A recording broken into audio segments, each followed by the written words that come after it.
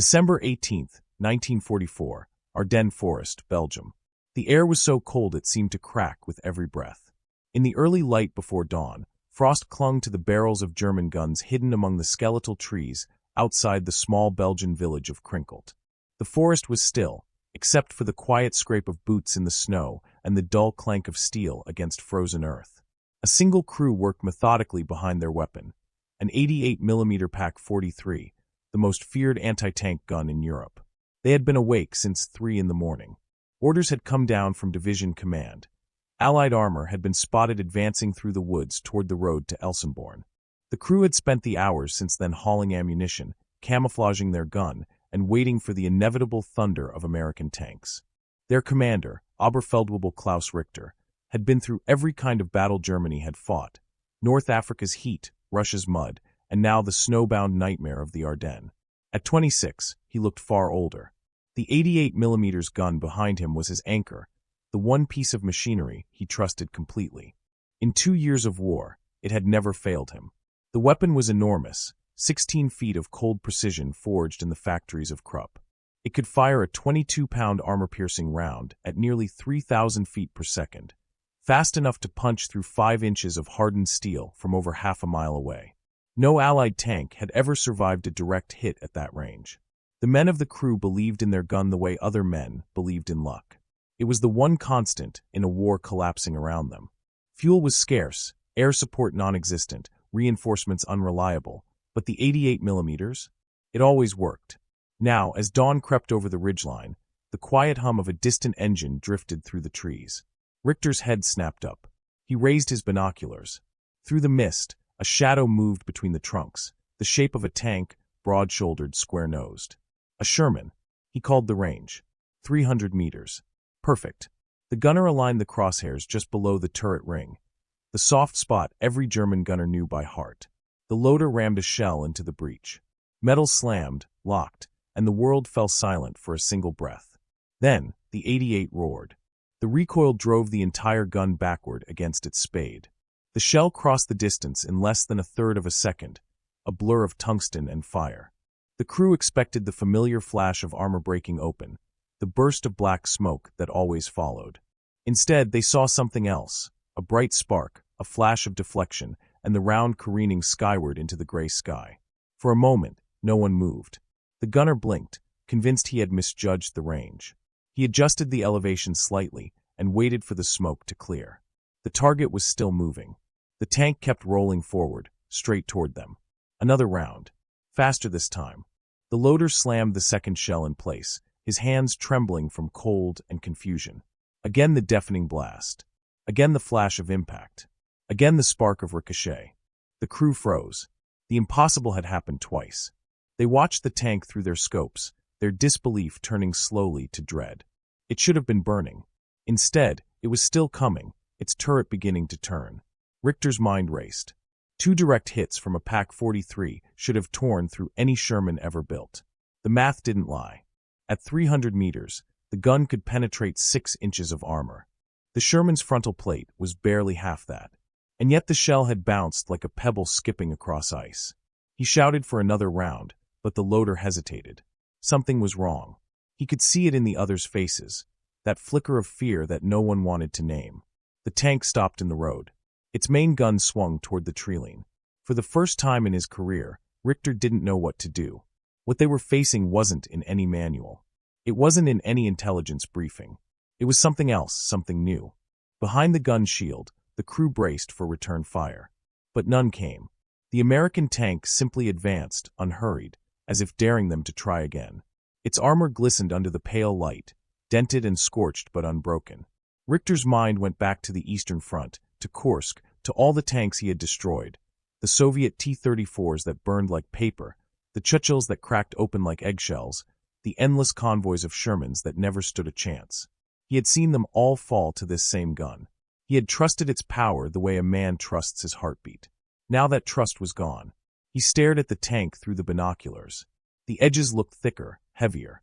The nose seemed steeper, the turret bulkier. It looked like a Sherman, but it wasn't. He didn't know it then, but he was looking at one of only a few hundred ever built, an M4A3E2 jumbo, a machine born out of desperation and designed for one purpose: to survive what no other tank could. The Americans had quietly taken their standard Sherman, stripped it down, and wrapped it in steel so thick it bordered on insanity. What had once been a medium tank was now a rolling fortress. The shell that should have cut it open had barely scratched its paint. In that frozen Belgian forest, at the height of Germany's last great counterattack, one of the most feared weapons in military history had just met its match. And for the men behind that gun, men who had spent years believing they were invincible, everything they knew about warfare changed in a single, shattering instant. The tank rolled on, smoke rising from its tracks, its gun trained on their position. The German crew began to withdraw their spent shells, preparing to relocate. They didn't speak. There was nothing to say. The 88mm still thundered elsewhere along the line, still killing, still feared. But for this crew, on this morning, something sacred had broken. They had discovered, too late, that their certainty had limits, that even the most trusted weapon can fail when the world shifts faster than belief. And somewhere beneath that new layer of American steel, the balance of fear had quietly changed hands. Long before that December morning, the 88mm gun had already become legend. It was more than steel and engineering. It was the symbol of German certainty. In the early years of the war, its thunder echoed across every front. British tankers feared its flash, Soviet crews cursed its range, and American commanders learned to read its signature burst in reconnaissance photos. The 88 had started life as an anti-aircraft gun, born from Germany's rearmament in the 1930s. Designed to strike bombers miles above the ground, its velocity made it a natural tank killer. In Spain, during the Civil War, the Condor Legion's artillerymen discovered something accidental yet decisive. When turned downward, the high-velocity shells sliced through armor as easily as through air. That lesson followed them into Poland, France, and the deserts of North Africa. Wherever the Wehrmacht fought, the 88 followed. It guarded crossroads, ridgelines, and the edges of every advance. Its crews knew that if they could see a tank, they could kill it. By the time Germany invaded the Soviet Union, this confidence had hardened into doctrine.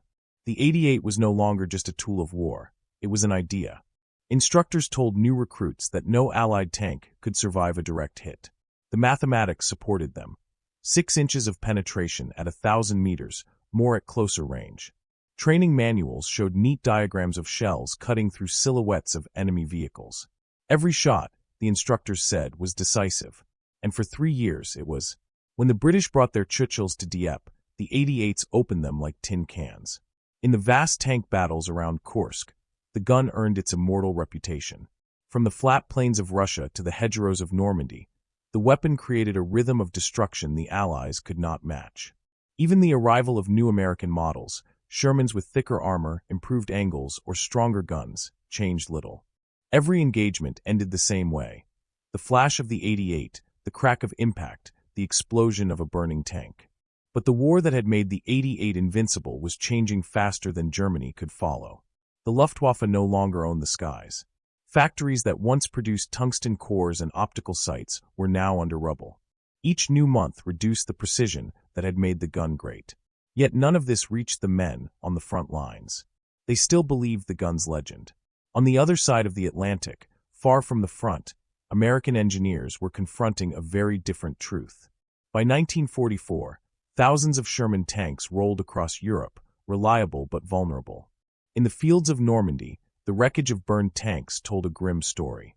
The Sherman was fast, easy to build, and easy to fix, but against German heavy weapons, it was hopelessly exposed. Crews joked that the tank brewed up, when hit, as if the armor were paper. Humor softened fear, but it didn't change reality. In May of that year, with D-Day approaching, the U.S. Army Ordnance Department faced an urgent question. How could American armor survive the concrete fortresses of the Atlantic Wall and the inevitable counterattacks beyond it? Major General Gladion Barnes proposed a solution that ignored convention. Instead of designing a new tank, they would modify what already existed, the dependable M4A3, and make it indestructible. The project moved at impossible speed. At the Fisher Tank Arsenal in Michigan, engineers worked day and night. They stripped the standard Sherman to its chassis and began layering steel. Additional plates were welded to the front, sides, and turret. Each new layer changed the tank's proportions until it no longer looked quite right. It was wider, heavier, almost swollen, and that bulk gave it its nickname, Jumbo. When they finished, the numbers were astonishing. The front armor measured nearly 7 inches thick when the angle was accounted for. The turret face was even heavier. The gun remained the same low-velocity 75mm, chosen not for tank duels, but for smashing fortifications. The weight climbed past 40 tons, reducing the tank's speed, but multiplying its protection. It was an ungainly compromise, slow, heavy, but almost invulnerable. Only 254 were built, too few to change the war, yet enough to change history. They were shipped quietly to Europe in the summer of 1944, their existence omitted from most reports. When they rolled ashore after Normandy, even many American officers didn't know what they were. The Jumbos were scattered among divisions, 1 or 2 per company, mixed with standard Shermans. On the battlefield, they were indistinguishable at a glance. To an enemy gunner looking through smoke and fog, a Jumbo was just another target until the shell bounced. That secrecy would prove fatal for German intelligence. By late 1944, the Abwehr and foreign armies west operated in near darkness. Allied air superiority had blinded reconnaissance flights. Spies had been captured or turned. Radio intercepts revealed little beyond coded chatter. To the analysts in bunkers along the Rhine, Allied armor remained what it had been for years, thin, predictable, and easy to destroy. When reports first arrived of shells bouncing off Shermans, the analysts dismissed them as errors. Perhaps the crews had fired at bad angles, perhaps ammunition was faulty. No one imagined that American engineers had quietly produced a tank capable of resisting the 88's fire. That disbelief would linger until the winter offensive, the Battle of the Bulge, when German units once again rolled west, bringing their last reserves and their most trusted guns. As they advanced through the Ardennes, they carried with them the same faith that had guided them for years, that the 88 could destroy anything it touched. But faith, once tested, is fragile. As the first week of the offensive unfolded, word began to spread between gun crews. Whispered reports of American tanks that refused to die, tanks that took 2, 3, even 4 direct hits and kept moving. Officers ordered more tests, more ammunition, closer shots. The results were the same. The 88, the weapon that had defined their confidence, had met something it couldn't kill. In the fog-choked woods near Krinkelt, that discovery became real. Klaus Richter and his men didn't know the name of the machine they faced. They didn't need to. What mattered was what it represented, the end of an era in which German engineering had defined the battlefield. For the first time in the war, an American tank had turned the balance of terror around. And the 88mm crews, once the hunters, were about to learn what it felt like to be hunted. The fog had thickened over Krinkelt by mid-morning, softening the outlines of trees and muting the rumble of distant engines. The 88mm crew withdrew their gun a few hundred yards to a secondary position, still shaken, still unsure what had gone wrong.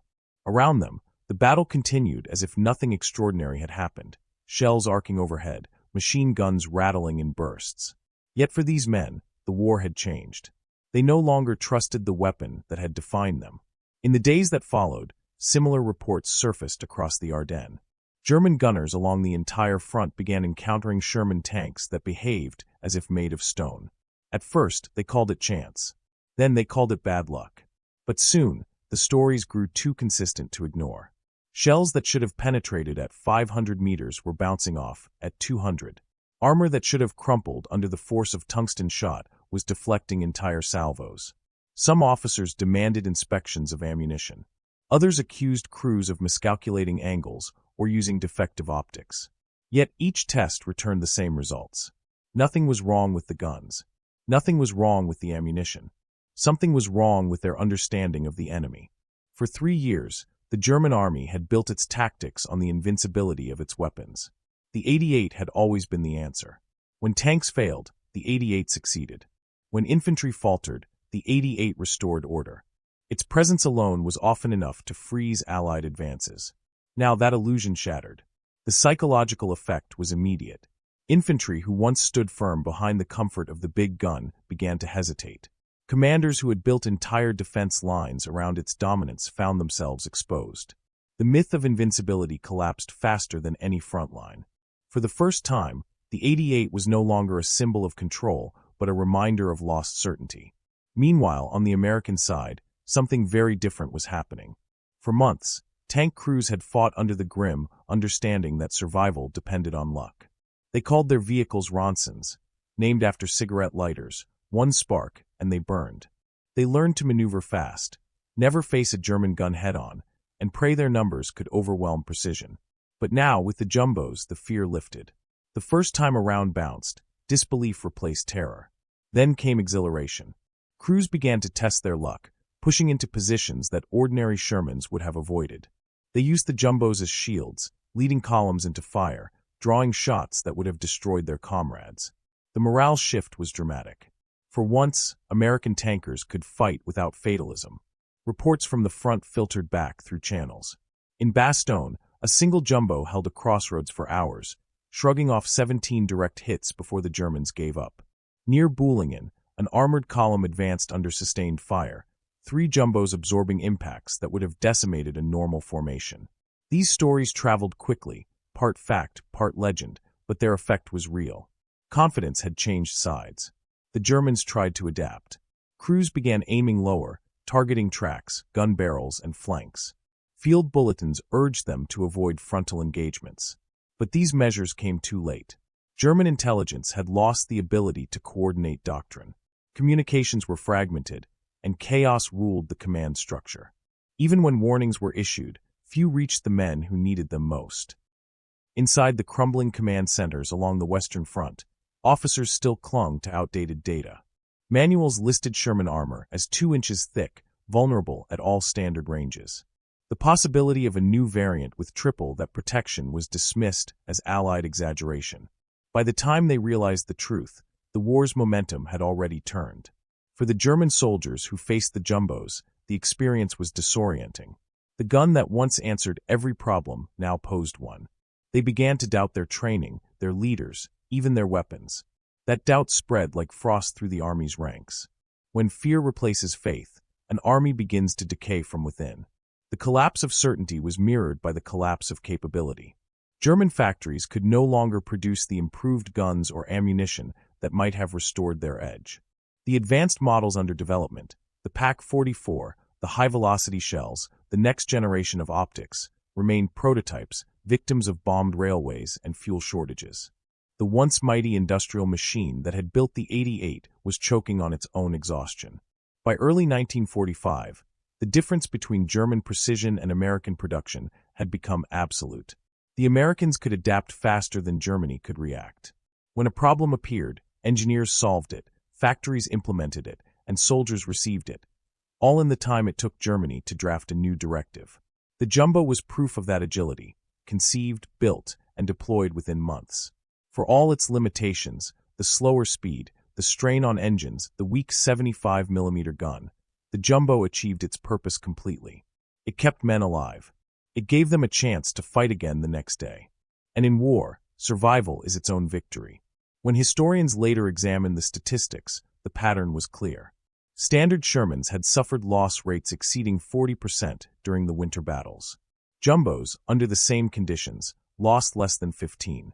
The numbers seemed small, yet behind each percentage lay a life spared, a driver who went home, a gunner who lived to see peace. The Germans, too, would remember those odds. Years after the war, surviving gunners from the Ardennes described the disbelief they felt watching their rounds bounce. Some confessed to rechecking their ammunition labels, convinced they had been given defective shells. Others remembered the sickening realization that they were powerless. The 88 had always been their truth, and now that truth had been broken. In the months that followed, the myth of the 88 continued to erode. American armor pressed deeper into Germany, unopposed by the once feared guns. The few that still fired found their positions obliterated by artillery before they could reload. The jumbos pushed through towns and crossroads where resistance once seemed impossible. The balance of steel had shifted. When the war ended in the spring of 1945, most of the jumbos were scrapped or rebuilt into newer designs. Their heavy armor was no longer necessary in a world without German tanks. But the lesson they carried endured. Every tank that followed, the Pershing, the Patton, the generations that came after, bore the philosophy the jumbo had proved: protection first, power second. And for the men who had served in them, the memory remained sharp. They spoke of the strange calm that came when shells struck and failed to penetrate. For the first time, they felt the armor doing what it was meant to do, keeping them alive. They carried that feeling home, into lives that the jumbo had preserved.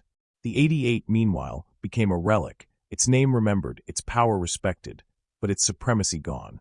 The gun that had once defined German dominance ended as a cautionary tale.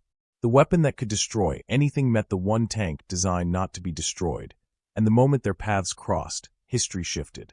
Back on that frozen morning in Krinkelt, Klaus Richter and his crew never learned the name of the tank they faced. They didn't know about the engineers in Michigan or the secrecy of its production. All they knew was what they saw, a machine that refused to die.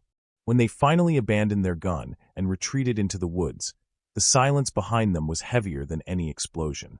They had seen the impossible. They had witnessed the death of certainty. And in that quiet, they understood what every soldier eventually learns, that no weapon, no doctrine, no belief remains invincible forever. The jumbo had done its job. It survived. It stood where others fell, deflecting not just shells but the entire weight of German confidence. It proved that ingenuity could outlast arrogance, and that sometimes the simplest innovation, more armor, more steel, more protection, can change the meaning of courage. When the snow finally melted and spring returned to the Ardennes, the wreckage of tanks littered the fields. Among them, a few hulks of jumbos stood untouched, their armor pocked with scars but unbroken. They were monuments to a brief moment when American steel met German fire and refused to yield. For the German gunners who had faced them, the sound of a ricochet would echo for years, the sound of the moment their faith shattered. For the Americans who crewed them, it was the sound of hope returning to the battlefield. And as history moved on, that echo remained, a metallic note of defiance in a war defined by destruction, a reminder that even the most feared weapons eventually meet their equal. On that December morning outside Krinkelt, the 88mm gun fired twice and failed twice. In the silence that followed, the myth of invincibility died, replaced by something humbler, stronger, and ultimately more human, the will to survive.